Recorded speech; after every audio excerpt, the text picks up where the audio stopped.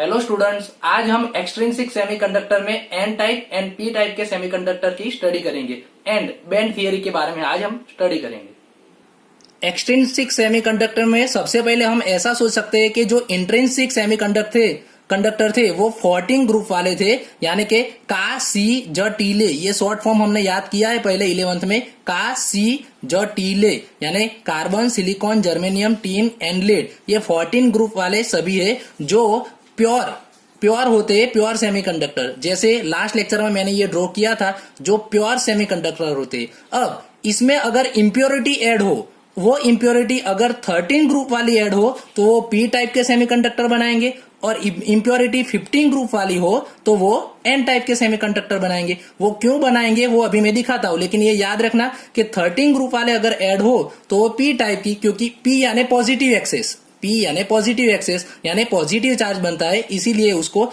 आप ऐसे भी सोच सकते हो कि यहाँ 14 ग्रुप में आउटर मोस्ट में 4 इलेक्ट्रॉन होते हैं, यहाँ 13 ग्रुप में 3 इलेक्ट्रॉन होते हैं, तो एक इलेक्ट्रॉन डेफिशिएंसी होगी नहीं, यहाँ कम होगा एक इलेक्ट्रॉन का। इसीलिए इसको पॉजिटिव एक्सेस बोलते हैं, इसीलिए इसको पी टाइप सेमीकंडक्टर बोलते हैं। अगर इम्प्योरिटी 15 ग्रुप वाली नॉप आस एसबीआई यानी कि nitrogen, phosphorus, arsenic, antimony, bismuth, ये सभी 15 ग्रुप वाले, इसमें से अगर कोई इम्प्योरिटी ऐड हो तो वो एन टाइप के सेमीकंडक्टर बनेंगे। खास करके सिलिकॉन एंड जर्मेनियम में 13 ग्रुप में हम इंडियम ऐड करते हैं, इंडियम, एंड 15 ग्रुप में हम आर्सेनिक ऐड करते हैं। अब वो कैसे होता है वो अभी मैं दिखाता हूं। हमारे पास सिलिकॉन का ये स्ट्रक्चर है जो हमको मालूम है प्योर स्ट्रक्चर है। अब इसके अंदर अगर मैं 13 ग्रुप वाली इंप्योरिटी इंडियम ऐड करूं तो क्या होगा, आप देखो। ये सभी सिलिकॉन के एटम है।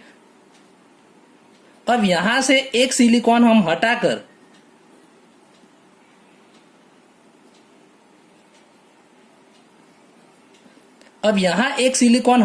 सिलिकॉन की टेट्रावैलेंसी होती है कार्बन के जैसे। अब इसके बदले हम इंडियम ऐड करेंगे तो इंडियम क्या करेगा, इंडियम के पास तो तीन ही इलेक्ट्रॉन है, यानी 1, 2 एंड 3 इलेक्ट्रॉन 1, 2, 3 ऊपर नीचे यूज हो जाएगी। तो यहाँ तो खाली बचेगा जगह, वो जो खाली जगह बचती है उसी को ही होल बोलते हैं। इसीलिए पॉजिटिव चार्ज को हम यहाँ होल भी बोल सकते हैं। तो ये होल क्यों बचा, क्योंकि इंडियम के पास तो आउटर मोस्ट 3 इलेक्ट्रॉन है, क्योंकि वो 13 ग्रुप वाला है।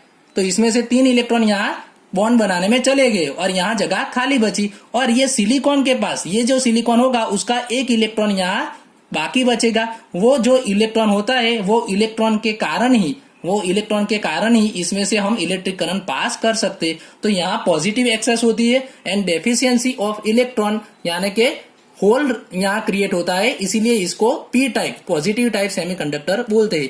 इससे उल्टा आप सोचो कि अगर इसके बदले में यहाँ आर्सेनिक ऐड करूं, आर्सेनिक, तो क्या होगा। आप सोच सकते हो कि आर्सेनिक ऐड करूंगा,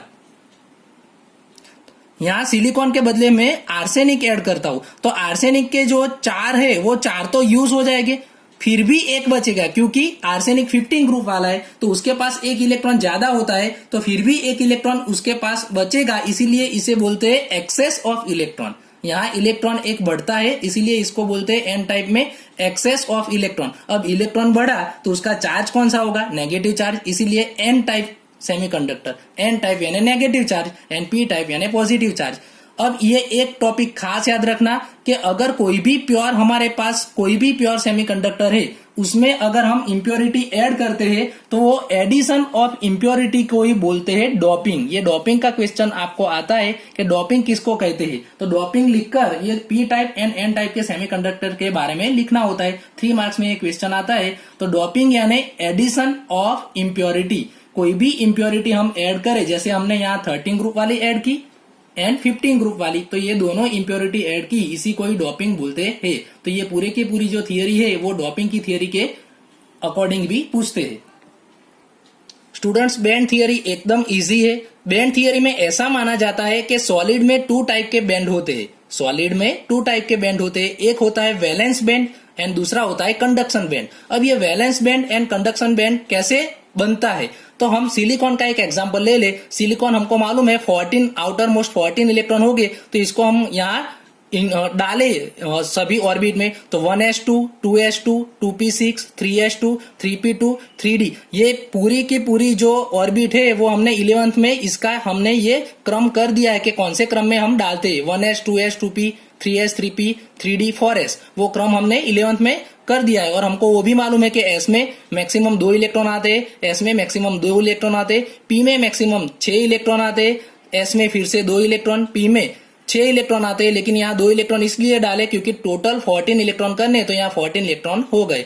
अब ये जो बाहर की जो ऑर्बिट है बाहर की, वो बाहर की ऑर्बिट को हम बोलते हैं वैलेंस शेल ऑर्बिट बोलते हैं, जो बाहर की ऑर्बिट है। अब ये वैलेंस शेल ऑर्बिट में ये दोनों ऑर्बिट ऐसी है कि जिसमें इलेक्ट्रॉन है, और 3d ऑर्बिट ऐसी है कि जिसमें इलेक्ट्रॉन नहीं है। तो जिसमें इलेक्ट्रॉन नहीं होगी वो एकदम इजी हो जाएगी, यानी कि वेट में वो एकदम हल्की हो जाएगी। एंड जिसमें s एंड p ऑर्बिट में इलेक्ट्रॉन है तो वो वेट में भारी हो जाएगी। जिसमें इलेक्ट्रॉन फील्ड है वो भारी होगी, एंड जिसमें इलेक्ट्रॉन नहीं है वो हल्की होगी। तो वो दोनों के बीच में एनर्जी का गैप बनता है। वो एनर्जी का गैप जो बनता है उसको ही बोलते हैं फॉरबिडन गैप। ये अच्छी तरह से याद रखना, क्योंकि बैंड थियरी में यही अच्छी तरह से काम आएगा, फॉरबिडन गैप।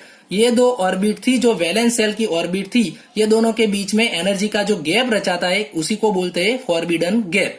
यहाँ नीचे वाली जो हमने ऑर्बिट लिखी है वो है 3s एंड 3p, जो इलेक्ट्रॉन से फिल थी, और ऊपर हमने लिखी है 3d जो इलेक्ट्रॉन से एम्प्टी थी। जो 3d ऑर्बिट होती है जो इलेक्ट्रॉन से एम्प्टी है उसको बोलते हैं कंडक्शन बैंड। वो जो बैंड बनाती है उसको बोलते हैं कंडक्शन बैंड। एंड जो फील्ड ऑर्बिट है उससे जो बैंड बनता है उसको बोलते हैं वैलेंस बैंड। अब बैंड थियरी के अकॉर्डिंग सॉलिड के 3 टाइप बनते हैं। अब वो कौन से टाइप है, बहुत इजी है।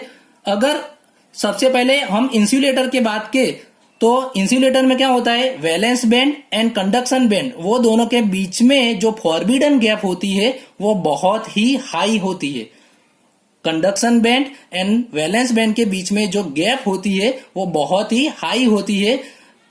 कितनी हाई होती है, तो 5 इलेक्ट्रॉन वोल्ट से भी ज्यादा हाई होती है। तो यहां से वैलेंस बैंड में से इलेक्ट्रॉन ऊपर कंडक्शन बैंड में जा नहीं सकता, इसीलिए इंसुलेटर वो इलेक्ट्रिक करंट पास नहीं कर सकता। ये अच्छी तरह से याद रखना। जिसमें कौन इलेक्ट्रिक करंट पास कर सकता है, तो जिसमें कंडक्शन बैंड में अगर इलेक्ट्रॉन आए तो वही इसमें से इलेक्ट्रिक करंट पास हो सकता है। तो यहां से इलेक्ट्रॉन यहां नहीं जा सकता। क्यों नहीं जा सकता, क्योंकि ये जो गैप होती है फॉरबिडन गैप वो वेरी हाई होती है, जिसको इंसुलेटर बोलते हैं। अब हम बात करें कंडक्टर, तो कंडक्टर में क्या होता है, तो कंडक्टर में valence band and conduction band वो एक दूसरे के ऊपर ओवरलैपिंग हो जाता है, इसीलिए फॉरबिडन गैप 0 होती है। फॉरबिडन गैप होती ही नहीं है, तो इसमें से इजीली वैलेंस बैंड में से कंडक्शन बैंड में इलेक्ट्रॉन जा सकता है। इसीलिए कंडक्टर वो सबसे अच्छे इलेक्ट्रिक करंट पास कर सकते हैं। अब ये दोनों के बीच में जो आता है जिसको हम बोलते हैं सेमीकंडक्टर,